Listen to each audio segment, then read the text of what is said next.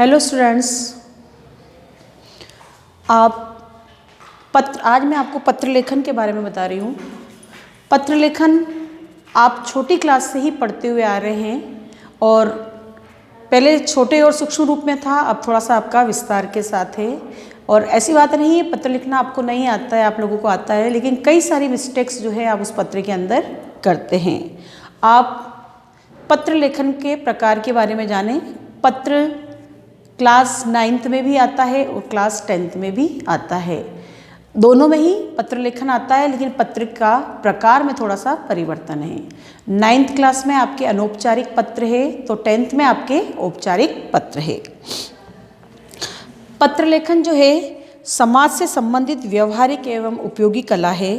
आजकल लोग पत्र के स्थान पर दूरभाष, फैक्स आदि का प्रयोग करने लगे हैं, किंतु पत्रों का अपना महत्व होता है। मौखिक रूप से की गई बात भुलाई जा सकती है या समझने में गलती भी हो सकती है, लेकिन पत्र व्यवहार में ऐसी संभावना कम ही होती है। और फिर फैक्स तथा दूरभाष की सुविधाएं सब जगह उपलब्ध नहीं होती। यदि तकनीकी गड़बड़ी हो जाए तो पत्रों का सहारा लेना ही पड़ता है। अतः हमारे जीवन में पत्रों का महत्वपूर्ण स्थान है। यह पत्र लेखन एक कला है। आज के व्यस्त युग में भी व्यक्ति पत्र लिखने के लिए समय निकाल ही लेता है, इसलिए इनका महत्व बढ़ गया है। आज मानव को प्रतिदिन कितने ही व्यक्तियों, संबंधियों, कार्यालयों आदि से संपर्क रखना पड़ता है। हर स्थान पर वह स्वयं नहीं जा सकता है, इसलिए अपना संदेश भेजने हेतु उसे पत्र का सहारा लेना पड़ता है। कार्यालयों में तो यह काम करने का अनिवार्य अंग बन चुका है। अतः पत्र लेखन अत्यंत उपयोगी एवं महत्वपूर्ण कला है। इसे अभ्यास द्वारा ही सीखा जा सकता है। प्राचीन समय में क्या था बच्चों, जब पत्र लिखा जाता था या पत्र के पहले भी कई बार आपने देखा है कबूतर के माध्यम से कबूतर के गले में बांध दिया जाता था। कबूतर एक स्थान से दूसरे स्थान पर, बाज एक स्थान से दूसरे स्थान पर पत्र को पहुंचाया करता था। उसके बाद पत्र का प्रचलन चला तो हम पोस्ट कार्ड वगैरह लिखा करते थे। सिंगल एक पत्र हुआ करता था। उसके बाद अंतर्देशीय पत्र जो लिफाफा पैक होता था इस तरह से, फिर लिफाफे चले, है ना। तो इस प्रकार से कई प्रकार के पत्र जो है हमारे यहाँ चलते रहे। लेकिन वर्तमान समय में आप मोबाइल से ही हमारा सारा कार्य हो जाता है। पहले कई दिनों तक पत्र पहुँचता था जब समाचार मिलते थे, लेकिन आज मोबाइल से एक सेकंड में ही क्या हो रहा है और उसकी घटना से हमें सब कुछ मिल जाता है। लेकिन कोर्स की दृष्टि से पत्र लेखन हमारे लिए बहुत ही महत्वपूर्ण है और हमें उसको पढ़ना है, क्योंकि ये हमारे कोर्स में है और ये 5 नंबर का आता है हमारे को, तो इसको हमें पढ़ना है। अब ये 6 नंबर का हो चुका है इस समय। पत्र लेखन जो है लिखते समय हमें निम्न बातों का ध्यान रखना है। पत्र की भाषा सरल, सुबोध एवं स्पष्ट होनी चाहिए। पत्र की भाषा क्या होनी चाहिए? सरल हो, है ना, सरल भाषा में लिखी जाए और स्पष्ट होनी चाहिए। पत्र लिखने का मूल उद्देश्य जो है स्पष्ट होना चाहिए। पत्र के प्रेषक के नाम व पते का तथा पाने वाले के नाम व पते का स्पष्ट रूप से उल्लेख होना चाहिए। पत्र जब हम किसको भेज रहे हैं, पत्र हम किसको भेज रहे हैं, तो उसका एड्रेस जो है आप सबसे ऊपर भी लिख सकते हैं और उसके बाद भेजने वाले जो पत्र लिख रहा है उसका एड्रेस भी ऊपर लिखा जाता है। कई जगह हम उस पत्र को नीचे भी, उसके एड्रेस को हम नीचे भी लिख लेते हैं। या फिर जैसे हम लिखते हैं कि पता जहाँ लिखा होता है वहाँ अपन भेजने वाले का पता लिखते हैं। पत्र लिखने का मूल उद्देश्य स्पष्ट होना चाहिए। पत्र पर पाने वाले के पद एवं संबंध का ध्यान रखते हुए शिष्ट भाषा का प्रयोग होना चाहिए कि भाषा कैसी है, तो उसका प्रयोग जो है शिष्ट होना चाहिए। पत्र संक्षिप्तता का विशेष ध्यान रखना है, अनावश्यक बातों का प्रयोग उसमें न किया जाए। लेकिन जो हमें टॉपिक दिया जाता है उस टॉपिक से हट करके भी हम उसका प्रयोग नहीं करें। लेख हमेशा सुंदर और स्पष्ट होना चाहिए ताकि सामने वाला उस पत्र को आसानी से पढ़ सके, समझ सके। पत्र लिखने के पश्चात उसे एक बार अवश्य पढ़ लेना चाहिए। जो पत्र हम लिखते हैं उसको लिखने के पश्चात एक बार उसको हम क्या करें, अवश्य हम पढ़ लेंगे। कहीं हमने जल्दबाजी में जो चीज़ लिखी है वो कहीं हमने गलत तो नहीं लिखी है। पत्र दो प्रकार के हैं, औपचारिक और अनौपचारिक। क्लास 9th में हमारे पत्र जो है अनौपचारिक प्रकार के हैं। अब आप देखो, अनौपचारिक पत्र जो है हमेशा रिश्तेदारों को लिखे जाते हैं और औपचारिक पत्र जो होते हैं वो प्रार्थना पत्र, व्यावसायिक पत्र और कार्यालय पत्र होते हैं जो कि व्यवसाय की दृष्टि से लिखे जाते हैं। और अनौपचारिक पत्र हमेशा रिश्तेदार में भाई को, बहन को, है ना, माता को, पिता को या मित्र को ये अनौपचारिक पत्र लिखे जाते हैं। जब आप पत्र लिखते हैं तो पत्र लिखते वक्त हमें संबोधन का विशेष रूप से ध्यान रखना चाहिए कि किसके साथ हमें किस प्रकार के संबोधन का प्रयोग हमें करना चाहिए। अब आप देखो, जो हमसे बड़ा है, जो हमसे बड़ा है, ठीक है ना। अब बड़े में भी एक तो बहुत ज़्यादा बड़ा है, जो हमारे दादा दादी है, नाना नानी है, अगर हम उनको लिखते हैं पत्र तो उसको हम पूजनीय लिख सकते हैं। क्या लिख सकते हैं? उसको हम पूजनीय लिख सकते हैं, या फिर हम उसको क्या लिख सकते हैं? आदरणीय।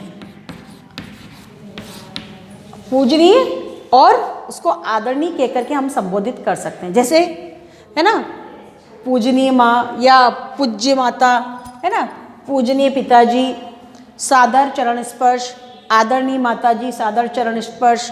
तो अब आपने आदरणीय लिखा है, बड़े हैं, तो उनको आपको ध्यान रखना है कि ये सादर चरण स्पर्श। क्या हो गया इसमें? सादर चरण स्पर्श। क्या कर रहे हैं आप? उनको चरण स्पर्श कर रहे हैं क्योंकि वो बड़े हैं। जो हमसे बड़ा है, आदरणीय माताजी, आदरणीय माताजी सादर चरण स्पर्श, है ना, कोमा लगाओ। तो आदरणीय माताजी सादर चरण स्पर्श, आदरणीय पिताजी सादर चरण स्पर्श, पूजनीय दादाजी, पूजनीय दादाजी सादर चरण स्पर्श। अब आप देख सकते हो कि इन बड़ों के साथ हमने क्या किया है? सादर चरण स्पर्श, है ना, या सादर प्रणाम। सादर चरण स्पर्श या सादर प्रणाम कह करके हम उनको संबोधित कर सकते हैं। चरण स्पर्श कहो या सादर प्रणाम करो। आप जब पत्र की शुरुआत कर रहे हो तो पत्र की शुरुआत करते वक्त सबसे पहले तो हमें एड्रेस का ध्यान रखना है कि जब आप लिखते हो तो हम क्या कर रहे हैं, हम पत्र लिखने वाले का हमें क्या करना होता है, हमेशा हम एड्रेस जब हम लिखते हैं उसका ध्यान रखें। वैसे दो चीज़ें, जब हम पत्र लिख रहे हैं, क्यों? क्योंकि हमने पत्र खोल करके देखा तो पत्र जैसे कौन लिख रहा है, यहाँ पर पत्र कौन लिख रहा है? जैसे मैं लिख रही हूँ, पत्र कौन लिख रहा है? मैं लिख रही हूँ। तो जब मैं पत्र लिख रही हूँ तो यहाँ पर क्या होगा? यहाँ पर मेरा एड्रेस होगा। क्या होगा? जैसे 122 महावीर नगर, है ना, और कोटा। तो ये किसका एड्रेस हुआ बच्चों? ये एड्रेस हुआ मेरा। किसका एड्रेस है ये मेरा खुद का, क्योंकि मैं पत्र लिख रही हूँ। क्या कर रही हूँ? ये मैं पत्र लिख रही हूँ, इसलिए ये मेरा एड्रेस है। फिर हम आप देखो किसको लिख रहे हैं? आदरणीय माताजी को लिख रहे हैं। तो आदरणीय माताजी, एड्रेस के बाद आदरणीय माताजी सादर चरण स्पर्श, ये हमारा है। अब आप देखो, अब क्या हुआ? जब आप पत्र लिख रहे हो, ये तो हुआ अपने बड़ों का पत्र। अगर आप पत्र भाई को लिख रहे हो तो आप क्या लिखोगे? आदरणीय भाई साहब, आदरणीय भाई साहब सादर चरण स्पर्श, आदरणीय दीदी सादर चरण स्पर्श। लेकिन अगर यही पत्र अगर आप अपने मित्र को लिखते हैं, अगर यही पत्र आप अपने मित्र को लिखते हैं तो आप क्या लिखोगे?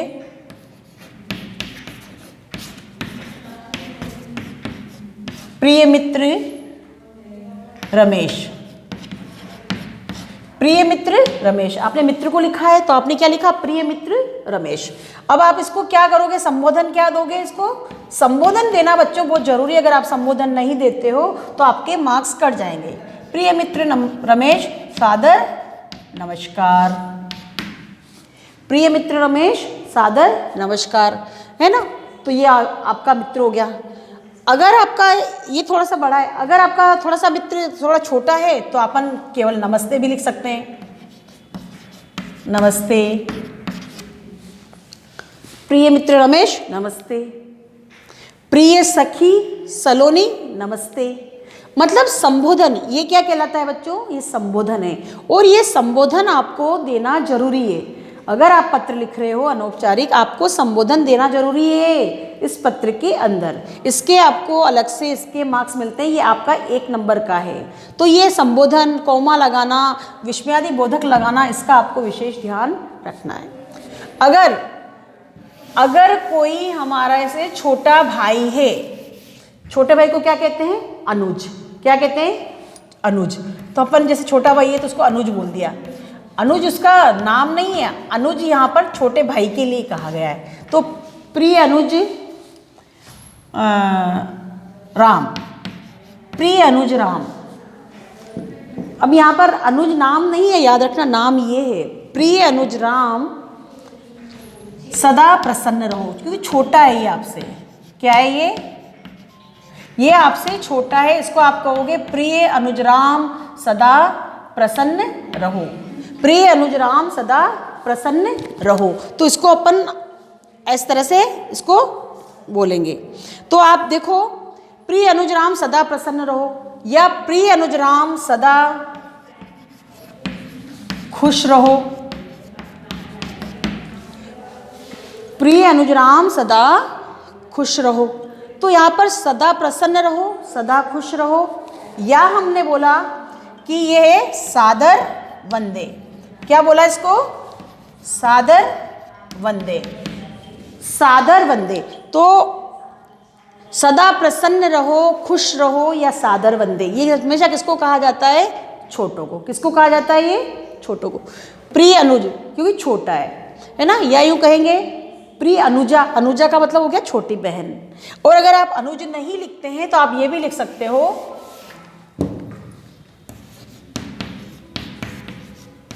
प्रिय बहन सीता। प्रिय बहन सीता सदा प्रसन्न रहो, प्रिय बहन सीता सदा खुश रहो, प्रिय बहन सीता सादर वंदे।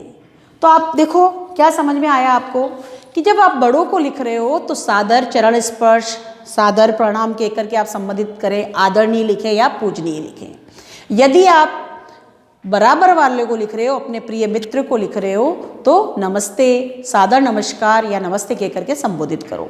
यदि आप छोटों को लिख रहे हो तो सदा प्रसन्न रहो, खुश रहो, या सादर वंदे कह करके आप उसको संबोधित कर सकते हो।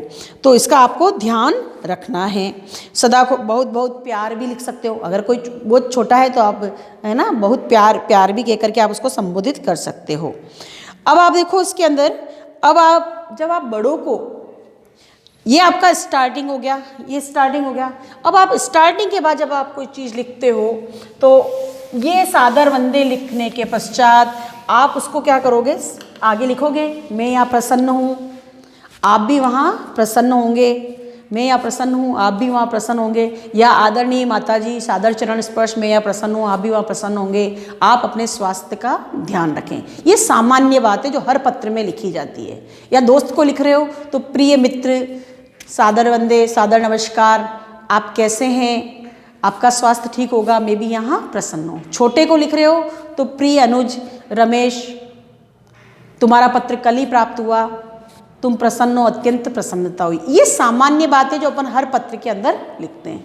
उसके बाद हम उस टॉपिक पर आते हैं जिस टॉपिक पर हमें पत्र लिखना है। जैसे आपका कोई पत्र है और अनौपचारिक पत्र के अंदर आपको जैसे कोई टॉपिक दिया जाता है कि आप छात्रावास में रहते हैं, आप उसकी दिनचर्या के बारे में बताओ। तो आप अपने पिता को लिख रहे हो कि मेरा छात्रावास मेरे स्कूल से इतना किलोमीटर दूर है, मेरा इतना समय तो स्कूल में ही निकलता है, उसके बाद मैं घर पर आता हूँ, घर पे इस समय मुझे सुबह नाश्ता मिलता है, दूध मिलता है, दिन में ये खाना मिलता है, शाम के वक्त ये भोजन मिलता है, थोड़ा सूखा नाश्ता भी मिलता है।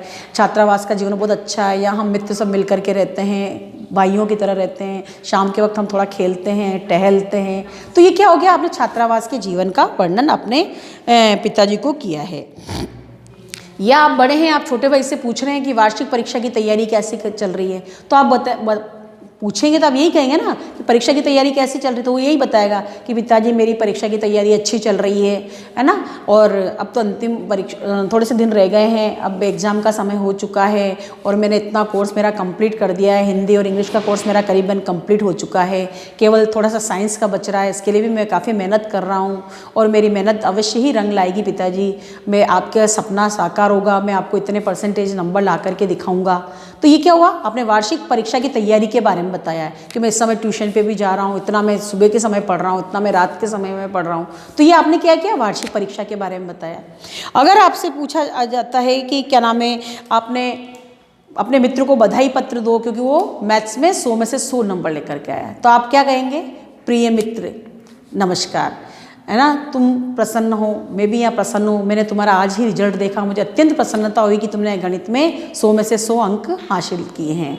तो मेरा मन बड़ा प्रसन्न है कि आज मेरा दोस्त जो है इतने अच्छे नंबरों से पास हुआ है, मुझे तुम्हारे ऊपर फ़क्र है और मैं तुम इस बधाई के हकदार हो, मैं आज बहुत ही प्रसन्न हूँ और मुझे बहुत खुशी हो रही, तुम्हारी इस सफलता को देख करके माता पिता भी बहुत ही खुश हो रहे होंगे और मैं ईश्वर का शुक्रगुजार हूँ, तुम्हारे इतने अच्छे नंबर से तुम्हें ज़रूर आगे छात्रवृत्ति मिलेगी और तुम आगे भविष्य में ज़रूर ही सफल होगे और मैं ईश्वर से कामना करता हूँ कि तुम बहुत अच्छी ऊंची पोस्ट पे पहुँचो और तुम्हारा सिलेक्शन अच्छी उसमें हो। तो मैं तुम्हारी शुभकामना के लिए तुम्हें संदेश भेज रहा हूँ।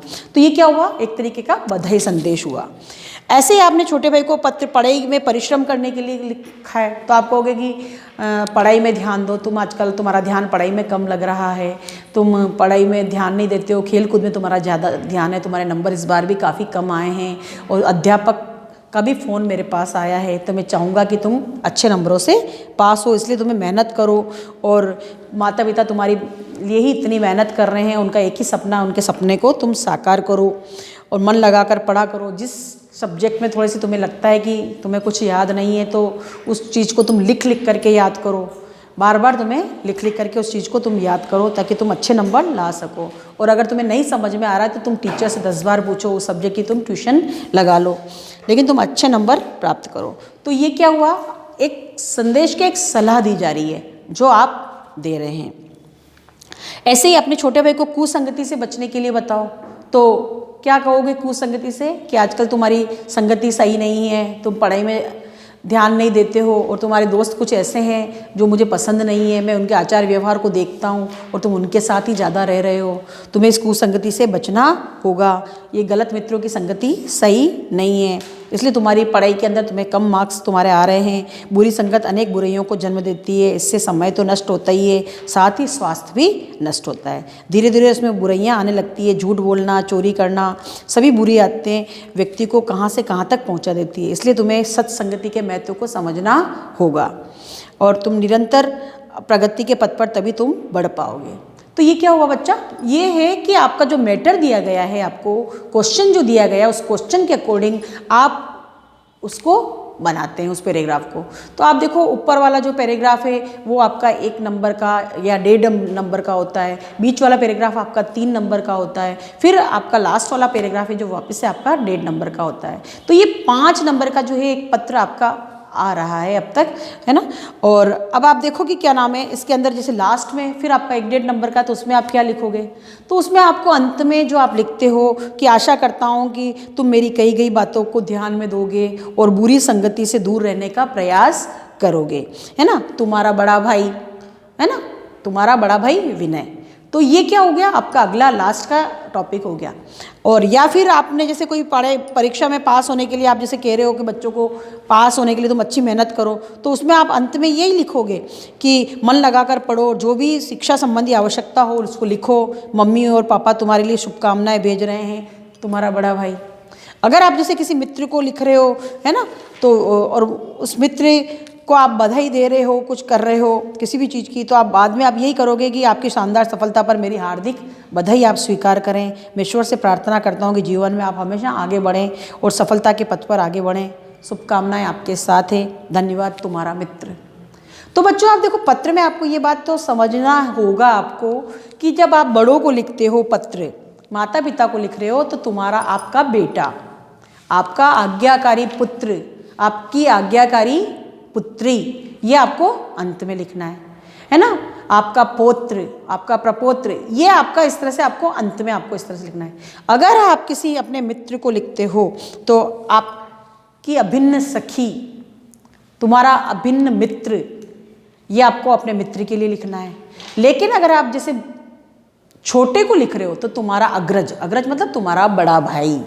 अपन ने ऊपर अनुज लिखा है, नीचे अपन क्या लिखेंगे, अग्रज, तुम्हारा अग्रज, तुम्हारी अग्रजा, नाम लिख लो साथ में, तुम्हारी अग्रजा रश्मि, जैसे रश्मि लिख दिया साथ में, है ना, या आपका जो नाम है आप वो लिख रहे हैं। तो इस तरह से क्या होगा, उसमें आपका अंत में इस तरह से आपको लिखना होगा। उसके बाद आप क्या करेंगे, आपने अपना एड्रेस स्वयं ऊपर लिखा है, तो अब जिसको आप पत्र भेज रहे हो उसका एड्रेस आप साइड में कॉलम बना करके साइड में लिखो। क्या करोगे, ऐसे पता ऐसा लिख करके आप क्या करेंगे, एक कॉलम बनाए, और कॉलम बना करके जिसको आप पत्र भेज रहे हो उसका आप एड्रेस यहाँ पर लिख सकते हो।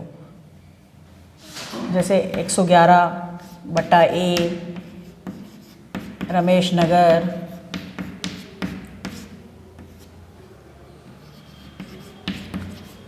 अटवाल, शिमला, हिमाचल प्रदेश।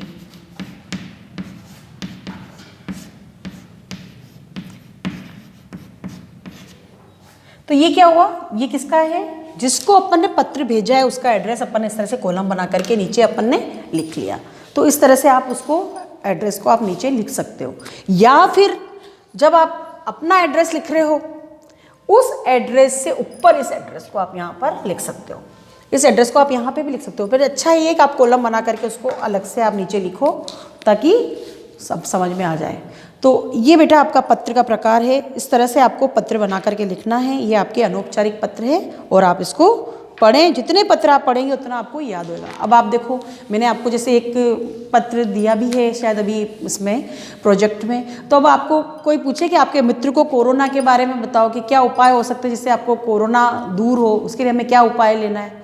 तो यही है कि हम भीड़ भाड़ वाले इलाके में नहीं जाएं, है ना, घर में ही सुरक्षित रहें, मास्क का प्रयोग करें, है ना, बाहर से आते हैं तुरंत अपने हाथ को धोएं, साफ धोएं, सैनिटाइज करें हाथ को जहाँ तक हो सके, सैनिटाइज़र नहीं है तो साबुन का प्रयोग करें, किसी भी बाहर की वस्तुएं उसको धो करके घर में यूज़ में लें, बाहर से आते हैं तब अपन नहाएं, उन गंदे कपड़ों को वॉश करें, है ना, जहाँ तक है उस मास्क का प्रयोग, भीड़ भाड़ से हमेशा दूर रहें। अगर आप किसी के संपर्क में आ गए हैं तो अपने आप को नहा करके बिल्कुल अपने आप को अलग करें। तो ये सब चीज़ें बातें ये हैं जिनका हमें विशेष ध्यान रखते हुए ये सब बातें अपने मित्र को हमें सलाह देनी है कि आपको क्या करना है ना। अगर आप इस तरह से हो गए और समय समय पर आप दवाइयाँ लें, दूध पिएं, हल्दी का दूध लें, गर्म पानी का प्रयोग करें, तो यही सारी चीज़ें आपको बतानी है, डॉक्टर से सलाह लें, ये सारी बातें आप उसमें लिख सकते हैं पत्र के अंदर। तो जो पत्र का आपको मैटर दिया जाता है उस मैटर के अकॉर्डिंग आप अपने बीच के उस मैटर को चेंज कर सकते हैं। ठीक है बच्चों, थैंक यू। ये पत्र आपका कंप्लीट हो चुका है, धन्यवाद।